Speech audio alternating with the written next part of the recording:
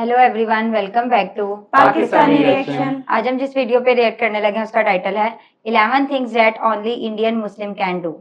काफी डिफरेंट सी जो है ना वो वीडियो, हालांकि हम देखते रहते हैं काफी वीडियोस, लेकिन इस तरह का टाइटल बहुत कम होता है कि सामने आए। और वैसे कोई गैस कर सकता है कि ऐसी क्या चीजें हो सकती हैं जो सिर्फ इंडियन मुस्लिम्स जो दिवाली वगैरह सब। मेरे माइंड में भी हाँ, यही आ रहा था कुछ कि जो सेलिब्रेट त्योहार है ना होली, खास हाँ, तौर पे होली का त्योहार वो, और फिर जो डिफरेंट डिफरेंट फूड होते हैं, हाँ। हर स्टेट के जो अलग अलग फूड होते हैं उनको Food जो है भी। वो ट्राई कर सकते हैं। मुझे ऐसा लगता है कि चीजें काफी कॉमन होने वाली हैं, हाँ। बट अभी हमें याद नहीं आ रही। जिस तरह हम वीडियो स्टार्ट होगी ना तो फिर हमें साथ फौरन साथ आइडिया हो याद आ जाएगा कि जाएगा। अच्छा हाँ ये आंसर भी हो सकता था और ये भी हो सकता था। खैर देख लेते हैं जी, करते हैं स्टार्ट। हेलो फ्रेंड्स, मैं हूं गौरव और हिंदुस्तान आजादी के बाद से नहीं सदियों से एक सेक्युलर कंट्री रहा है, जिसके चलते हिंदुस्तान के दूसरे सबसे बड़े धर्म यानी इस्लाम को मानने वाले मुसलमानों ने 7वीं शताब्दी में हमारे देश की मिट्टी में कदम रखा था। लेकिन हैरानी की बात तो यह है कि आजादी के बाद 1951 के सेंसस में जहां हिंदुस्तानी पॉपुलेशन की गिनती में सिर्फ 10.4% मुसलमान थे, वो 2011 में 14.2% यानी 1720 लाख हो चुके थे। वहीं पर पाकिस्तान, जहां पर 24% हिंदू लोग थे, वो घटकर 1% भी नहीं बचे हैं। अब इससे ये बात तो साफ नजर आ रही है कि कौन सा देश माइनॉरिटी को बढ़ावा दे रहा है और कौन सा नहीं। पर हमारे हिंदुस्तान के इसी सेक्युलरिज्म की वजह से, जहां दूसरे देश मुसलमानों को टेररिज्म के नाम पर उन्हें त्योहार तक मनाने नहीं देते, उन्हें बेसिक राइट तक नहीं देते, और अगर दे भी दे तो उसके लिए उनकी परीक्षा लेते हैं, वही हमारे यहाँ पर इन्हीं चीजों को आजादी मिलती है। Things that only Indian Muslims can do. अब फ्रेंड्स, ये वीडियो शुरू करने से पहले मैं सबसे पहले ये बोलना चाहूंगा कि मुस्लिम्स भी उतने ही इंडियन हैं जितने कि हिंदूज हैं।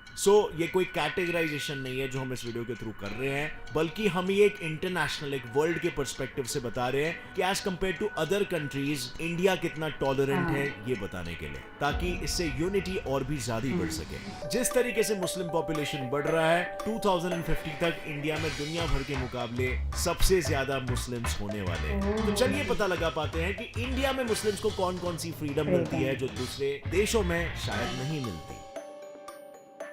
और इस लिस्ट में सबसे पहला नाम है फेस्टिवल यानी त्योहारों। अब ईद से लेकर रमजान और मुहर्रम, हमारे देश के मुसलमानों को हर एक त्योहार मनाने की आजादी है। वहीं चाइना जैसा देश, जो पाकिस्तान और कई सारे इस्लामिक कंट्रीज का सच्चा दोस्त बना फिरता है, वो अपने देश के जिनजियांग रीजन में बसे हुए मुस्लिम बच्चों, गवर्नमेंट और एजेंसी ऑफिसेज में काम करने वालों को, यहाँ तक कि लोकल अथॉरिटीज में मौजूद किसी भी मुस्लिम को रमजान तक सेलिब्रेट करने का मौका नहीं देते। और अब खबरें ऐसी है कि मौका देने के बावजूद लोग डर के मारे रमजान नहीं रख रहे हैं, क्योंकि उन पे जो अत्याचार होगा वो उन्हें पहले से ही पता है। पर ये तो कुछ भी नहीं है। यहाँ के मुसलमानों को पॉलिटिकल एजुकेशन कैंप्स में रखकर उन्हें चाइनीज सिखाने के साथ उन्हें चाइना की कम्युनिस्ट पार्टी की तारीफों वाले गाने भी गवाए जाते हैं, और ये सब सिर्फ इसीलिए ताकि टेररिस्ट थ्रेट को खत्म किया जा सके। और आपको तो पता होगा, कम्युनिज्म कोई भगवान में नहीं मानता है, तो कम्युनिस्ट गाने मुस्लिम्स को क्या सिखा रहे हैं, इस बात से आप खुद ही अंदाजा लगा सकते हैं। लेकिन ये इकलौते नहीं है। डेनमार्क के घेटो नेबरहुड्स में, यानी वो जगह जहां लार्ज पॉपुलेशन ऑफ माइनॉरिटी रहती है, वहां रहने वाले बच्चों के लिए ये लॉ है कि वो हफ्ते में 25 घंटे अपने पेरेंट्स से दूर रहेंगे, और इस 25 घंटों में उन्हें डैनिश वैल्यूज, क्रिसमस और ईस्टर ट्रेडिशन सिखाया जाएगा। जिसका रीजन यही है कि ऐसा करके वो उन बच्चों के मन में सेक्युलरिज्म का बीज बोना चाहते हैं और टेररिस्ट थ्रेट्स को खत्म करना चाहते हैं। पर इसका ऑपोजिट हमारा इंडिया है, जिसके पास 3 लाख मस्जिद है, जहां जाकर ये अपने वैल्यूज और टीचिंग को फॉलो कर सकते हैं। और हैरान कर देने वाली बात तो ये है कि ये नंबर बाकी सारे मुस्लिम देशों से भी बड़ा है। अब बढ़ते हैं दूसरे पॉइंट पर, जिसकी झलक मैंने आपको वीडियो की शुरुआत में दी थी। तो अब इंडिया में हिंदू हो, मुस्लिम हो, क्रिश्चियन हो, सिख हो या कोई भी हो, सबको पासपोर्ट, जो हर सिटीजन के लिए एक बेसिक चीज है, उसके लिए अपने डॉक्यूमेंट्स देने होते हैं और पासपोर्ट तैयार। लेकिन पाकिस्तान जो एक मुस्लिम कंट्री है, वहाँ मुसलमानों को अपने मुसलमान होने का प्रूफ देना पड़ता है। मतलब कि वो प्रॉफेट मोहम्मद को कितना मानते हैं, ये साबित करना होता है। और इसके लिए उन्हें वहां पर सारे सिटीजन से एक फॉर्म पर साइन करवाया जाता है, जिसमें ये लिखा होता है कि अहमदीज पाकिस्तानी नहीं है, और जो इस पर साइन नहीं करता उसे पासपोर्ट नहीं मिलता है। अब इसमें कितनी सच्चाई है ये पाकिस्तान के यूट्यूबर्स की हिलती हुई मुंडियां ही बता रही है। साइन करना होता है जिस पर लिखा होता है कि अहमद, लेकिन आपको ये भी बता दूं कि अहमदीज या अहमदियाज होते कौन है। वेल, अहमदीज पाकिस्तान में एक माइनॉरिटी है और माइनॉरिटी के साथ साथ पाकिस्तान में अहमदीज को मुसलमान तक नहीं माना जाता। और ऐसा सिर्फ इसीलिए क्योंकि उनका ये मानना है कि मसीहा गुलाम अहमद प्रॉफेट मोहम्मद के मरने के बाद भी जिंदा रहे थे। लेकिन पाकिस्तानियों को इसका बिल्कुल उल्टा लगता है। तभी तो सन 1974 में इन्हें नॉन मुस्लिम डिक्लेयर कर दिया गया था और तब से लेकर अब तक सारे पाकिस्तानियों को अपने मुसलमान होने का प्रूफ देना पड़ता है। पर अब अपने देश के बाहर निकलने का भी इन लोगों के पास कोई रास्ता नहीं है, क्योंकि पासपोर्ट बन भी गया तो क्या ही हो जाएगा जब दूसरी कंट्रीज इन लोगों को अपने देश में घुसने तक का मौका नहीं देगी। अब देखो, हमारे देश से जब कोई भी बाहर जाना चाहता है तो वो जा सकता है और दूसरे देश बड़े प्यार से हमारे देश के लोगों को अपने कंट्री में एंट्री देते हैं। वहीं अमेरिका जैसे सेक्युलर देश में, जहां आपको दुनिया के सारे कंट्री से आए अलग अलग रंग, रूप, वेशभूषा, भाषाएं वाले लोग मिल जाते हैं, उसने 2017 में सीरिया से लेकर Libya, Iran, Iraq, Somalia, Sudan और येमेन, इन सारे ही कंट्रीज के मुस्लिम्स को अपने देश में मुस्लिम बैन लगाकर आने से बैन कर दिया था। और इसके पीछे का रीजन क्या था आपको पता है? वेल, इसका रीजन था टेररिज्म, जिससे अपने देश को बचाने के लिए एक्स प्रेसिडेंट डोनाल्ड ट्रंप ने ऐसा किया था और जिसे अमेरिका के नए प्रेसिडेंट जो बाइडेन ने अपनी कुर्सी पर बैठकर पहले दिन ही हटा दिया। पर अब लोग इस बैन को हमेशा हमेशा के लिए भुला देने के लिए बिल पास करवाना चाहते हैं, जिससे फिर कभी भी कोई प्रेसिडेंट इस तरह के बैन ना लगा सके और फिर कभी एक माँ अपने बच्चे से, एक भाई अपनी बहन से, एक बच्चा अपने परिवार से बस एक लॉ की वजह से बिछड़ ना जाए। अब फ्रेंड्स, आपको पता होगा हर साल 3 मिलियन यानी कि 30 लाख मुसलमान अल्लाह की दुआ पाने के लिए हज जाते हैं और हमारे हिंदुस्तान से सन 1954 से ही मुसलमानों को अपने हज जाने की दुआ को पूरा कराने के खातिर सब्सिडीज यानी कि मदद दी जाती है। इसमें उनके आने जाने के लिए मिलने वाला एयर इंडिया का सऊदी अरब तक का सफर भी शामिल था। लेकिन 2011 में मुसलमानों को मिलने वाली सब्सिडी को थोड़ा घटा दिया गया। मतलब जिस सब्सिडी के लिए हमारा देश 2013 में $100 मिलियन यानी 749 करोड़ रुपीस दे रहा था, उसे 2016 में कम करते हुए $75 मिलियन यानी 561 करोड़ रुपीस कर दिया गया और 2017 में गवर्नमेंट ने इस सब्सिडी को ही रोक दिया। लेकिन इस सब्सिडी को रोकने के पीछे गवर्नमेंट का अपना कोई स्वार्थ नहीं था, बल्कि मौलाना महमूद ए मदानी जो राज्यसभा के मेंबर थे, उन्होंने ये बात सामने रखी कि हज के लिए सब्सिडी लेना इस्लामिक शरिया के खिलाफ है, क्योंकि कुरान में ये साफ साफ लिखा है कि मुस्लिम्स को हज पर अपने रिसोर्सेज से ही जाना चाहिए। कि हज सब्सिडी गैर जरूरी के मुसलमानों को दी जाने की जरूरत नहीं है, क्योंकि हज को जाना है तो मैं बगैर सब्सिडी के भी जाऊंगा। और इसी के चलते इंडियन गवर्नमेंट ने करीबन 70 सालों से चली आ रही हज सब्सिडी की प्रथा को तोड़ और छोड़ दिया। और आपको ये जानकर हैरानी जरूर होगी कि ये प्रथा सिर्फ इंडिया में ही फॉलो होती थी। ऐसी कोई प्रथा किसी इस्लामिक कंट्री में नहीं की जा रही, जबकि दुनिया में 50 इस्लामिक देश है। लेकिन हज पर जाना दुनिया के दूसरे नॉन मुस्लिम कंट्रीज में तो मुस्लिम्स के लिए बहुत दूर की बात है। उन्हें तो अपने ही देश में अपनी मर्जी से जिंदगी बिताने का भी मौका नहीं दिया जाता, यानी कि जीरो फ्रीडम। अब दुनिया में अपनी तानाशाही के लिए बदनाम नॉर्थ कोरिया के किम जोंग उन की ही तरह चाइना ने अपने लोगों के लिए कोई कंपलसरी हेयर स्टाइलिंग का लॉ नहीं बनाया, लेकिन अपने देश के नॉर्थ वेस्टर्न रीजन के शिनजियांग में रहने वाले मुस्लिम्स के लिए इनका लॉ इतना स्ट्रिक्ट है कि वो बेचेहरे अपने मर्जी के कपड़े क्या अपनी मर्जी की दाढ़ी मूछें भी नहीं रख सकते। लेकिन चाइना अकेला नहीं है जिसने इनसे राइट्स को ऐसे छीन लिया है। दुनिया के कई देशों में जैसे कि ऑस्ट्रिया में फीमेल मुस्लिम्स को पब्लिक में बुर्का पहनना बैंड है। फ्रांस और बेल्जियम ने भी 2011 में पूरे फेस को ढकने वाले हिजाब को बैन किया था। वहीं नेदरलैंड्स, स्विट्जरलैंड, रशिया, बल्गेरिया और इटली में भी इस तरह के लॉ पास किए गए थे।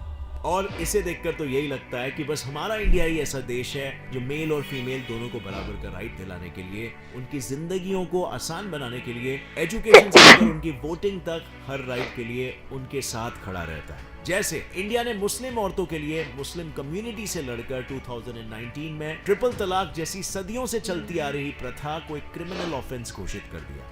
जिससे हजारों लाखों महिलाओं की जिंदगियां बच पाई। और अब आगे बढ़ने से पहले एक सवाल, क्या आपको पता है इंडिया के टोटल नंबर ऑफ प्रेसिडेंट्स में से 5 प्रेसिडेंट्स मुस्लिम रह चुके हैं, जबकि शायद ही कभी पाकिस्तान में किसी हिंदू इंसान को इतनी ऊंची पोस्ट पर बैठाया गया होगा। और प्रेसिडेंट तो दूर की बात, कई इस्लामिक कंट्रीज में तो उनके किंग और प्रिंसी गवर्नमेंट की लगाम अपने हाथ में लेके बैठते हैं। मतलब लोग वोट करे या ना करे, देश की भागदौड़ इन लगाम थामे लोगों के हाथों में ही जाएगी। और ऐसे कंट्रीज में लेडीज का हाल तो इतना बेहाल होता है कि उन्हें वोट डालने तक का मौका नहीं दिया जाता। जैसे 2015 में पहली बार सऊदी अरब की वुमेन को वोटिंग करने का मौका मिला था, लेकिन तब भी उस देश के 1.35 मिलियन यानी कि 13.5 लाख आदमियों के मुकाबले में सिर्फ 1,30,000 औरतों ने वोटिंग किया। इसी तरह अफगानिस्तान से लेकर पाकिस्तान और कतार के भी हालात कुछ ऐसे ही है, जहाँ पे औरतों को मर्दों के पीछे ही रखा जाता है। पर हमारे इंडिया में माइनॉरिटी होने के बावजूद भी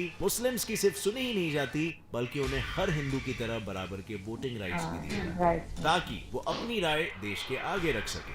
पर फ्रांस जैसी कंट्री जहां 2016 में 29% फ्रेंच लोग मुस्लिम्स के लिए नेगेटिव व्यू रखते हैं, ऐसा सर्वे हुआ था, वहीं पर पिछले 6 सालों में हुए टेरर अटैक्स के चलते 2020 में ये नंबर 79% तक पहुंच गया था। और इन्हीं सब के चलते फ्रांस में मुसलमानों के ऊपर कई तरह के लॉज लगाए जाने का प्रेशर उन पर अब बना हुआ है।